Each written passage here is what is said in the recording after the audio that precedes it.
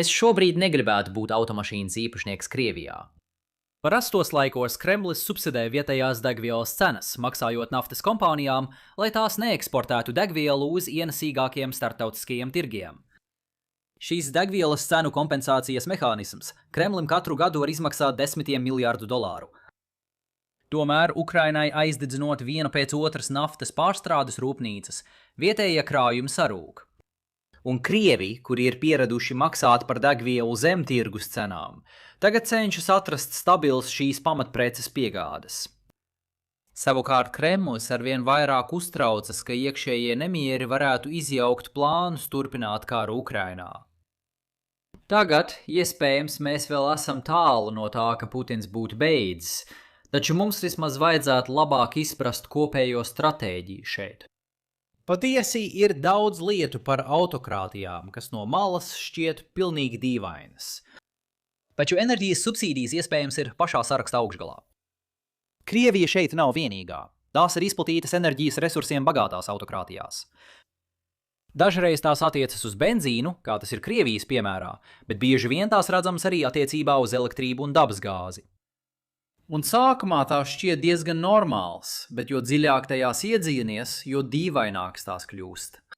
Un saprotot, kāpēc šīs valstis ievieš šādu apšaubāmu politiku, atklājas, cik ļoti sagrozītas ir autoritāras sistēmas un kāpēc demokrātija mēdz tās pārspēt. Patiesībā jūs varētu atcerēties, ka nesen pieminēju enerģijas subsīdijas, runājot par Ķīnas un Krievijas nespēju noslēgt vienošanos par cauruļvadu. Un kā Pekina īpaši cenšas panākt vienošanos par cenām, kas būtu līdzvērtīgas subsidētajai vietējai likmei, ko maksā Krievijas patērētāji. Es teicu, ka iekšzemē subsidētās cenas ir absurdas, un es to arī domāju. Tās kaitē šo valstu iedzīvotājiem, tās kaitē valdībām, kas tās apmaksā, un velns parāds, tās pat kaut kādā veidā kaitē arī mums, kas dzīvojam demokrātijās un vispār neesam šīs schēmas dalībnieki. Un ja paliksiet ar mani līdz beigām, mēs redzēsim, kāpēc tas rada būtisku problēmu Vladimiram Putinam, pārvaldot kara centienu iekšpolitisko pusi. Paskatīsimies uz to plašāk. Tas, ka kāda politika ir absurda, nenozīmē, ka iemesls, kāpēc kāds to ieviesa, ir muļķīgs. Patiesībā mēs joprojām varam izskaidrot, kas šeit notiek, kā sociālai zinātnieki. No pirmā acu uzmetiena šīs subsīdijas izskatās kā reta uzvara pilsoņiem, kas dzīvo autoritāras varas apstākļos. Viņu valdības citur īsteno visdažādākās represīvas un eksploatējošas politikas. Vismaz tas ir vienīgais gaišais punkts, kas viņiem ir. Velns, ja jūs esat pazīstami ar resursu lāstu, tas gandrīz šķiet poētiski. Valstīm ar plašiem dabas resursiem parasti ir sliktākas pārvaldības sistēmas. Valdībām bez resursiem ir jāizturas pret savu iedzīvotāju ar zināmu cieņu, ja tās cer kādreiz no viņiem iekasēt nodokļus.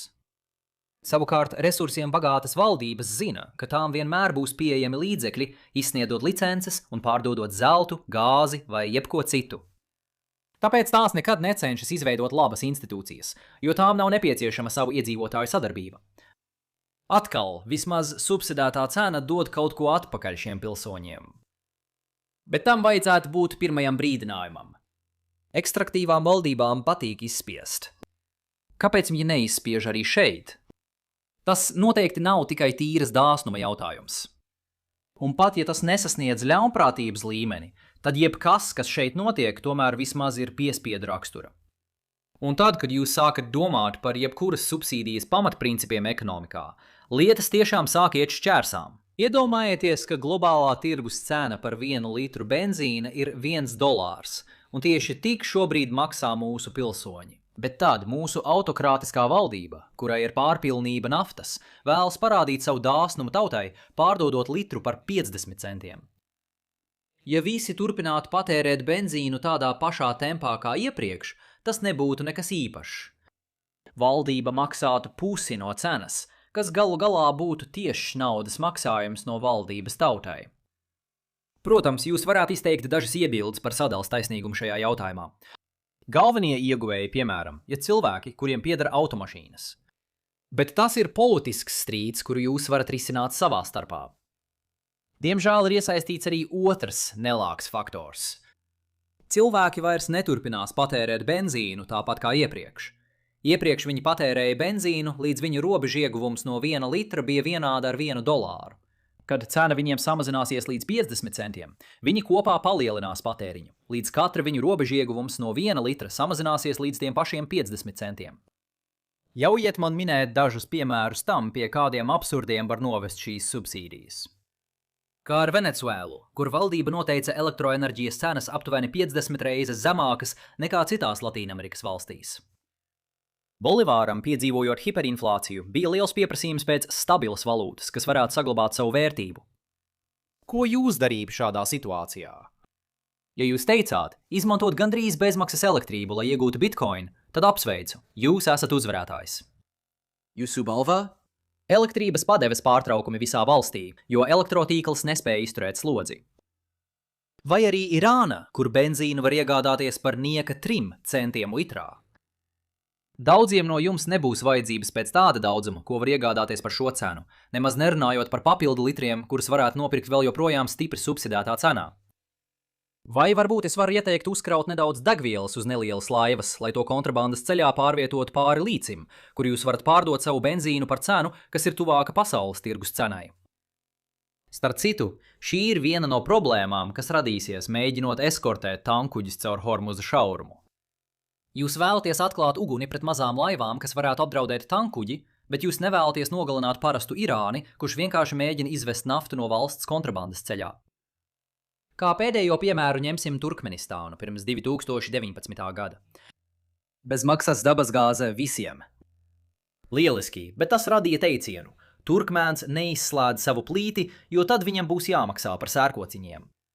Tāpēc man tur bija jāpieliek piebilde līdz 2019 gadam, jo tāda politika noteikti nebija ilgtspējīga.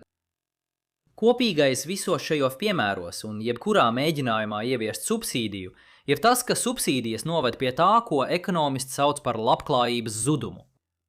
Melnā tirgus benzīna gadījums ir vienkāršākais veids, kā ilustrēt šo problēmu. Iedomāsimies, ka valdība tev piešķir kvotu. 10 litrus benzīna mēnesī par subsidētu cenu – $0 un 0 centi. Tev reāli vajag izmantot tikai 6, tāpēc tev paliek pāri 4 litri. Nu, tu pazīsti kādu, kurš sevi sauc par melnā tirgus Bobu. Viņš nopirks tavus liekos litrus par 50 centiem gabalā, plānojot mēģināt pārdot šo benzīnu kaimiņu valstī, uzņemoties lielu personīgo risku. Tātad tu pārdod šos liekos litrus un nopelni $2. Tavā skatījumā nemaz tik slikts mēnesis. Tomēr paskaties uz to no valdības skatpunkta. Tā tev deva 10 litrus benzīna par brīvu. Bet kas notiktu, ja tā pārtrauktu visas subsīdijas un pārdotu šos litrus par tirgus cenu – $1 visiem pircējiem, gan vietējiem, gan ārvalstu? Ja tā būtu rīkojusies, tā varētu iegūt $10 ieņēmumos. Protams, šī jaunā politika tevi varētu satraukt, jo valdība zog no tautas rezervēm. Tāpēc, lai apslāpētu revolūciju, valdība vienkārši iedod tev $9 kā tavu daļu. Labi, kā tev par to vajadzētu justies? Izrādās diezgan labi. Tu joprojām vari nopirkt benzīnu brīvajā tirgū par $1 litrā. Tev vajadzēja tos sākotnējos 6 litrus degvielas, tāpēc tu samaksā $6, lai tos nopirktu. Bet pēc tam tu apstājies, tev vēl paliek pāri $3. $3. Kopumā pirms tam tev bija 6 litri degvielas un $1. Pēc tam tu pabeidz ar 6 litriem degvielas un $3.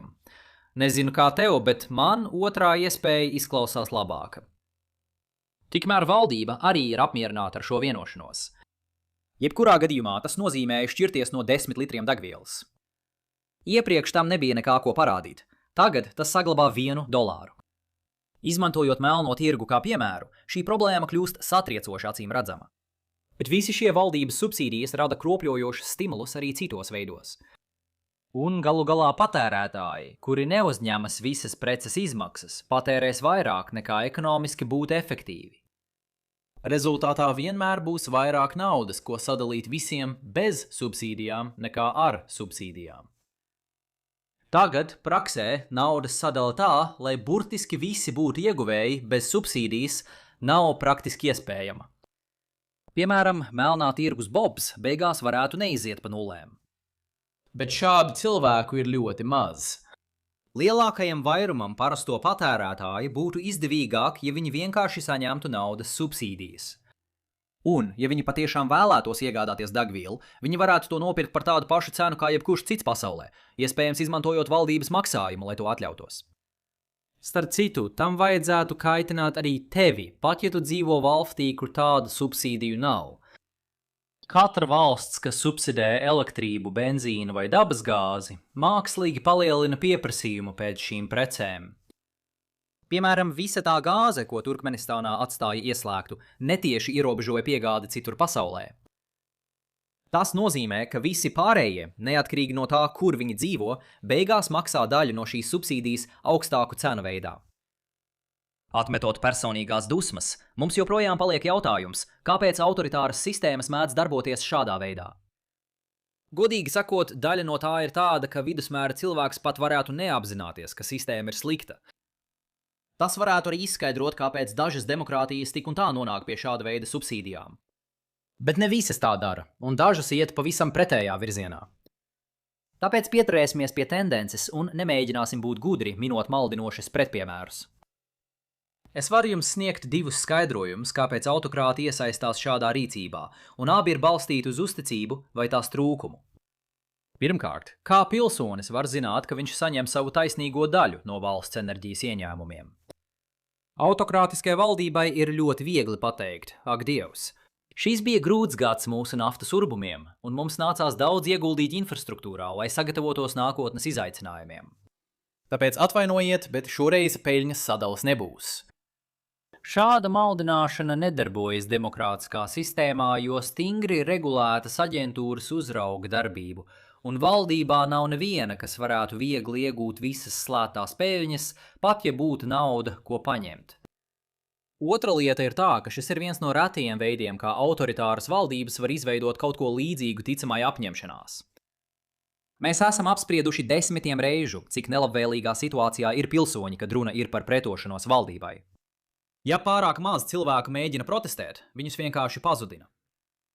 Lai patiešām iedvestu bailes valdībai, pilsoņiem ir jākoordinējas, lai viņiem būtu drošība, ko dod liels cilvēku skaits. Kopumā valdības pieliek lielas pūles, lai traucētu cilvēkiem koordinēties. Padomājiet, piemēram, par Ķīnas lielo ugunsmūri. Tomēr ir gadījumi, kad autokrāti vēlas piekāpties saviem pilsoņiem, lai apslāpētu to, kas varētu pārvērsties sacelšanās mēģinājumā. Klasiskā problēma ir tāda, ka tiklīdz spriedze ir norimusi, autokrātam parasti ir visi iemesli atteikties no šīm piekāpšanām. Iedomājieties, ka autokrāts samazināja benzīna cenas. Kas notiek, ja viņš pēc tam mēģina atteikties no solītā? Rezultātā mainīsies pat uzraksti. Tas nav tikai fakts, ka viņš atkāpās no vienošanās. Tas ir fakts, ka visi pārējie to redz vienlaicīgi, un vēl svarīgāk, visi zina, ka arī pārējie to redz vienlaicīgi. Zīmes varētu tikpat labi kliegt. Visi šodien protestē pilsētas laukumā. Nāc un pievienojies! Autokrāti patiešām neieredz veicināt šādu koordināciju, un tāpēc ir ļoti bīstama doma atkāpties no šīs vienošanās. Un savukārt visi ir gatavi samierināties ar nelielu neefektivitāti, ko rada subsīdija, lai izvairītos no daudz lielākas neefektivitātes, ko rada pilsoņu karš. Arī šis nav tikai hipotētisks piemērs. Dažkārt valdības budžeti un iekšzemes piegādes sistēmas kļūst nekontrolējamas. Jebkurš saprātīgs ekonomists ieteiktu, ka valsts finansiālajai stabilitātei ir nepieciešamas nopietnas pārmaiņas. Un gandrīz vienmēr jebkura atkāpe no subsīdijas izraisa būtisku iekšējo nestabilitāti. Gadā, kas jau tā sagādā daudz raižu Vladimiram Putinam, šī ir vēl viena lieta, ko pievienot sarakstam. Gadu desmitiem Krievi ir plānojuši savu ikdienu balstoties uz subsidētām degvielas cenām, sagaidot, ka piegādes būs pietiekamā daudzumā. Ukrainas uzbrukumi naftas pārstrādes rūpnīcām būtiski ierobežo Krievijas benzīna ražošanu, radot ievērošus satricinājumus vietējiem patērētājiem. Objektīvs ekonomists paskatītos uz situāciju un teiktu, ka politika ir jāmaina.